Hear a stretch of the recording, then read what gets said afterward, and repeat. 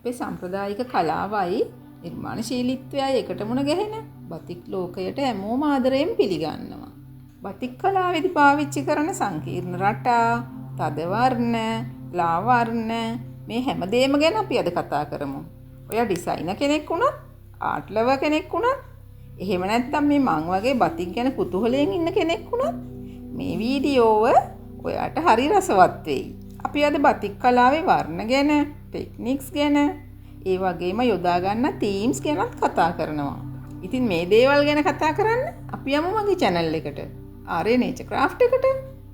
ඔයගොල්ලෝ තාම subscribe කරලා නැත්නම් subscribe කරලා bell icon එකත් click කරන්න. එතකොට මගේ වීඩියෝ ටික ඔක්කොම බලන්න පුළුවන්. අද අපේ කතා නායිකාව බත්තර මුල්ලේ කාන්ති බතික් හිමිකාරණිය වෙන කාන්ති කොඩිකාර මහත්මිය. අද අපි කතා කරන්නේ කළු පැහැ ගවුමකට කරපු ලස්සන නිර්මාණයක් ගැන. ඇත්තෙන්ම කිව්වොත් බතික් කලාවේදී හැම ඉටි බිඳුවක්ම හැම ක්‍රැක් එකක්ම අලුත්ම කතාවක් නිර්මාණය කරනවා. මේ බලන්න මේ සියුම් ක්‍රැක්ස් නිර්මාණයට සජීවී බවක් ගේන හැටි.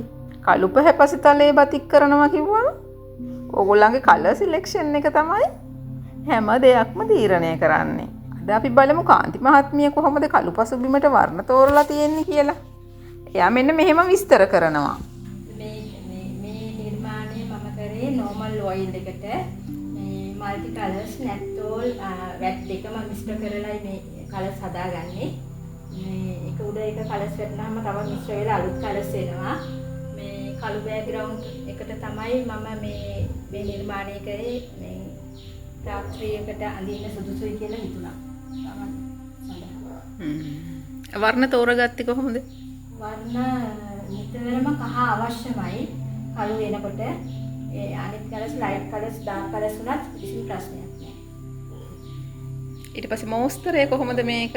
මෝස්තරය නම් හිතෙන් නිකන් අඳින්නේ. අතින්මයි අඳින්නේ නේ? නිකන් අඳින්නේ නිර්මාණය. පැන්සල් ඉරක්වත් මොකුත් නැහැ. වැට් ක්‍රමයයි නැප්තෝල් ක්‍රමයයි ගැන හොඳට විස්තර කරන මගේ වීඩියෝ දෙකක්ම තියෙනවා. ඒවත් බලන්න. නැප්තෝල් ඩයි එකෙන් තමයි කරලා තියෙන්නේ. නැප්තෝල් ඩයි දෙකම මිශ්‍ර කරලා තියෙනවානේ. කලර්ස් උඩ කලර්ස් වල තව අලුත් කලර්ස් උත් හැදෙනවා. මේක කරනකොට පරිස්සම් වෙන්න ඕන මොනවා හරි තියෙනවා නම් අලුත් කෙනෙකුට. ඉස්සලාම සුදෙන් වැක්ස් කරගෙන ඉන්න ඕනේ. ඊට පස්සේ මේ කලර්ස් අල්ලලා ඔක්කොම කරලා ඉවර වෙලා වේලලා ඉවර වෙලා ආයෙ නැවත කරන්න ඕනේ වැක්ස්. අවශ්‍ය ටික වහගෙන තමයි කළු දාගන්නේ. තද කළු පාට රඳව ගන්න මොනවා හරි කරනවාද? මේක දැන් හොඳ තද කළු පාටක් තියෙනවා. ලුණු දාන්න ඕනේ ඩයි එකට හොඳට. නැප්තෝල් එකටනේ. නැප්තෝල් කෙමිකල් එක දාලා ඩයි එකයි ලුණු එකයි හොඳට මේ ඩාර්ක් එකට දැම්මහම මේ ඉදිරි වර්ණය ගන්න පුළුවන්. මේ අයන් කළත් නැතුව මේ හදිසි තීරණයකට එතකොට මේ ක්‍රැක්ස් ගැන ක්‍රැක්ස් වැඩි නෑ මේ. ක්‍රැක් නෑ නේ? ක්‍රැක් නෑ. ක්‍රැක් නෑ. මේක තව ලොකු ගානකට දෙන්න පුළුවන්. මේ බෑග්ග්‍රවුන්ඩ් එක වයිට් එකෙන් අරගෙන ආයෙ තම්බල කරන්නත් පුළුවන් ක්‍රම තියෙනවා. මේකට තව දැන් පාටි එකකට අඳිනවා නම් තව මොනවද මේකට එකතු කරගන්න පුළුවන්? මේට අමතර තව ක්‍රම තියෙනවා. තියෙනවා කළු වෙනුවට වෙනත් කලර්ස් උත් දා ගන්න පුළුවන්. පළවෙනි වටේ තම්බලම දාන්න ඕනේ. ඊට පස්සේ ආයෙ වහන්න ඕනේ. ඒ කලර් එක දාන්න. නෑ මං කිව්වේ මේකට පබළු වගේ වල්ලලා එහෙම. පුළුවන්. ඒ පුළුවන්. අලුත් පබළු බීට්ස් වර්ග ඔක්කොම සාරියකට උනත් ගවුමකට උනත් ලස්සනට අල්ල ගන්න පුළුවන්. එහෙම ඇල්ලුවොත් මේක දැන් මේ ගවුම ඔයා කීයකට විතර දෙන්නේ? 4000යි. 4000යි. එතකොට අර එහෙම කරොතින් තව වටිනකමත් වැඩි වෙලා වෙනවා, ලස්සනත් වැඩි වෙනවා. පාටි එකකට අඳින්නත් පුළුවන් වෙනවානේ. රත්තරන් බඩු දානවා නම් ගෝල්ඩ් එකෙන් වඩ දාන්න පුළුවන්. සිල්වර් බඩු දානවා නම් සිල්වර් එකෙන් කටයුතු ඒ විදිහට කරන්න පුළුවන්. කළු කියන්නේ උදාසීන වර්ණයක්. ඒක විවිධ වර්ණවල දීප්තිය ඉස්මතු කරලා විවිධ රටා නිර්මාණය කරනවා. එතකොට නිර්මාණයට වැඩි ආකර්ශනීය බවක් ලැබෙනවා. මේ බලන්න. මේ තියෙන තිත් වලිනුයි රේඛා වලිනුයි තමයි මේ නිර්මාණයට සජීවී බවක් ලැබිලා තියෙන්නේ. මේ බලන්නකෝ. මෙන්න මේ නිර්මාණයේ තියෙන ක්‍රිම්සන් රෙඩ්, මැජෙන්ටා, එතකොට එමරල්ඩ් ග්‍රීන්, නියොන් බ්ලූ වගේ දීප්තිමත් පාට කළු පසුබිමේ සුදු අවුට්ලයින් එකත් එක්ක ස්ට්‍රෝං විෂුවල් කොන්ට්‍රාස්ට් එකක් නිර්මාණය කරනවා. මේ නිර්මාණයේදී කළු පසුබිමේ රතු, කහ, නිල් කියන මූලික වර්ණවලට සුදු මිශ්‍ර කරලා පැස්ටල් කලර් ලුක් එකක් එකතු කරලා හරිම ලස්සනට වර්ණ සංයෝජනය කරලා තියෙනවා. මේ බලන්නකෝ. ඒ වගේම මේ නිර්මාණයේදී රතු තැඹිලි, නිල් කොළ කලර් ග්‍රේඩියන්ට් එකක්. මේ බලන්නකෝ. පාවිච්චි කරලා මෝස්තරයට ගැඹුරක් වගේම ලස්සනක් එකතු කරලා තියෙනවා. මේ නිර්මාණයේ අලංකාරය වැඩි කරන්න සුදු ඩොට් ගොඩාක් යොදාගෙන තියෙනවා. මීට අමතරව කාන්ති මහත්මිය කිව්වා වගේ අපේ නිර්මාණයට ෆෙස්ටිවල් ලුක් එකක් ගන්න. ඒ වගේම අලංකාරයයි වටිනකමයි දෙකම වැඩි කරගන්න. Gold colour, silver colour, copper වලින් ඩොට්ස් එහෙම නැත්නම් අවුට්ලයින් යොදන්නත් පුළුවන්.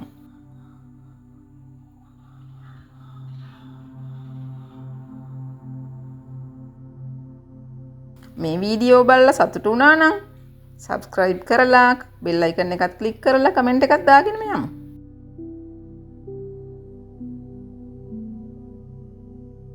මගේ කලින් වීඩියෝ දෙකකින් වැට් ක්‍රමයයි නැප්තෝල් ක්‍රමයයි හොඳට විස්තර කරනවා. ඒවත් බලන්න. කාන්ති මහත්මිය මේ මෝස්තරේම වර්ණ වෙනස් කරලා වෙනස් නිර්මාණයක් කරේ කොහොමද කියලා බලමුකෝ.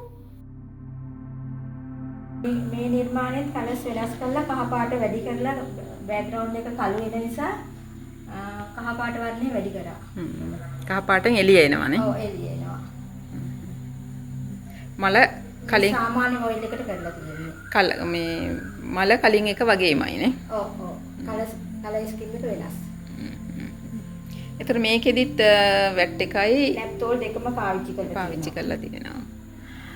මේ මගෙන් ප්‍රශ්නයක් අහලා තිබුණා එක්කෙනෙක් හයිඩ්‍රෝ වෙනුවට වෙන දාන්න පුළුවන් දෙයක් තියෙනවද කියලා. කිසිම දෙයක් නැහැ. හයිඩ්‍රෝ පවර් එක ආවේ නැත්නම් ඩයි එක කොච්චර දී කරත් වැඩක් නැහැ. හයිඩ්‍රෝ එකට ඒකම ගන්න ඕනනේ. ඒකම ගන්න ඕනේ. ඒක කල් පැවැත්ම තියාගන්න විදුලි බෝතල් එක දාලා තියාගන්න ඕනේ. වහලා තියාගන්න ඕන හොඳට. හුලං වදිනවා කියන්නේ. අලුත් නිර්මාණකරුවෙක් කොහොමද මේ මෝස්තර හොයාගන්නේ? ඒක නම් හදවතින් වෙන්නේ. ඒක හොඳ මනසින්ම කටයුතු කරන්න ඕනේ. ඔව්.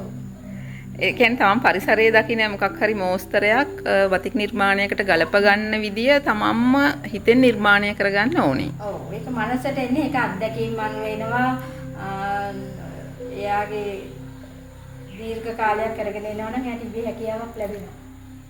ඒ වගේම දැන් මම ඔයාගේ නිර්මාණවල හැමතිස්සෙම දැක්කා පරිසරයේ තියෙන දේවල් තමයි ඔයා නිර්මාණයක් බවට පත් කරලා තියෙන්නේ. ඉතින් අනිත් අය හිතට එන්නේ තමයි ඒගොල්ලෝ කරන්නේ. මම මගේ අත්දැකීම් අනුව තමයි කරන්නේ. ඒ කියන්නේ ඔයා පරිසරයත් එක්ක නිතර ගනුදෙනු කරන නිසා, ගැටෙන නිසා ඔයාට පරිසරයේ තියෙන මේ ගහකොළත් එක්ක තියෙන සම්බන්ධතාවය පරිසරයට ආසයි ආදරේ ඒ නිර්මාණයේයි තියෙන රටාවල් තමයි මේ නිර්මාණයට ගන්නෙ. ඒක මම වැඩියෙන්ම මේ නෝටිස් කරපු එකක්. ඔයාගේ හැම නිර්මාණයක්ම පරිසරය හා සම්බන්ධයි. පරිසරයට දේශීය දේවල් පාවිච්චි කරලා දේශීය අපේ නිර්මාණය කරපුවම ලොකු ලස්සනක් එකතු වෙනවානේ. අපි බලමු ඊළඟ නිර්මාණය. මේ නිර්මාණයට තේමාව බලන්නකෝ පරිසරයේ තියෙන කොළත්තක් දිහා බලලා ඒක තමයි මෝස්තරේ බවට පත් කරලා තියෙන්නේ. සම්පූර්ණම පින්ක් දාලා ඉවර වෙලායි මේ අරගෙන තියෙන්නේ. ඊට පස්සේ රෙඩ් දාලා තිනවා. යට කොටස පින්ක් එකයි බ්ලූ එකයි මික්ස් වුණාම ඇවිල්ලා තියෙන්නේ. මේ බ්ලූ මෙතන තියෙන්නේ. මේක සුදු පාටට කැමති කෙනෙකුට චාම් නිර්මාණයක්. මේ සුපර් ඔයිල් හොඳ ක්වොලිටි එකකින්. සුපර් ඔයිල් වලින් කරලා තියෙන්නේ. මේක කරලා තියෙන්නේ වැට්ද නැප්තෝල්ද? දෙකම තියෙනවා. පින්ක් එක වැට් එකෙන්, යෙලෝ එක මේ වැට් එකෙන්, මේ රෙඩ් එක නැප්තෝල් එකෙන් ඒ වගේ. එතකොට රෙද්ද බතික් කරලා ඊට පස්සේ තමයි වයිට් එකෙන් වැක්ස් වලින් සම්පූර්ණ වහ ගන්න ඕනේ. නැත්තම් බෑ. ඔව්. පිට යනවනේ නැත්තම් කලර්ස්. එතකොට වැක්ස් එකෙන් රෙද්ද සම්පූර්ණයෙන් වහන වෙලාවේදී පෙන්සලෙන් වැක්ස් ගන්නවද මුළු රෙද්දෙම? ඔව් ගන්නවා. නේ මුළු රෙද්ද පහසු විදිහට සම්පූර්ණ පැච් ඉටින් නැතුව ගහ ගන්න ඕනේ. කාන්ති මහත්මිය කළු සුදු වර්ණ සංයෝජනය කරලා කුෂන් කවර සෙට් එකක් කරලා තිබුණා. අපි පොඩ්ඩක් ඒ ගැනත් බලමු. මේක යාර 3කින් 10ක් කරන්න පුළුවන්. 15 කුෂන් කවර පිටිපස්ස පළුවට තව යාර 3කින් වෙල්කො කෑල්ල දාලා අලවලා මේ නිර්මාණය කරගන්න පුළුවන් ගෙදරම අහලා වතික් කරලා. යාර 6කින් 10ක් කරන්න පුළුවන් ඔක්කොම. කොහොම මෙතන සුදු කළු කියන වර්ණ දෙක තෝරගෙන තියෙන්නේ. එතකොට මේ කරලා තියෙන්නේ සුදු රෙද්දද කළු රෙද්දද? සුදු රෙද්ද කරලා කළු පාට දාලා තියෙන්නේ නේ. මේකෙදි මොන ක්‍රමයේද පාවිච්චි කරලා තියෙන්නේ? නැප්තෝල්. මේකේ නැප්තෝල් ක්‍රමය නේ. එතකොට ඔයා ක්‍රැක් දාලා තියෙනවා මේකනේ. ක්‍රැක් එක ඉබේ එනවා ඒක. ක්‍රැක් එක ඉබේ එනවනේ. තනි රෙද්දට කරලා කපලා වෙන කරලා බැලන්ස් කරලා ඉවරලා මේ නැත්තම් පොඩි කෑලි ෆ්‍රේම් එකේ ගහලා කරන්න අමාරුනේ. ඒ නිසා තනි රෙද්දට බැලන්ස් කරලා ඇඳගෙන මේ විදිහට කරන්නේ. තනි රෙද්දට මෝස්තරේ ඇඳලා ඒක ඉටි කවලා කළු දාලා වෙන් කරලා ඒ මේ 15 කොටස කපා ගන්නවා. කපලා තමයි කුෂන් මහලා තියෙන්නේ. කාන්ති මහත්මියටත් ඇයව මට හඳුන්වා දුන් මගේ හිතවතියටත් ස්තුතිවන්ත වෙමින් තවත් දවසක අලුත් නිර්මාණයක් එක්ක හමු වන බලාපොරොත්තුවෙන් අදට සමු ගන්නවා.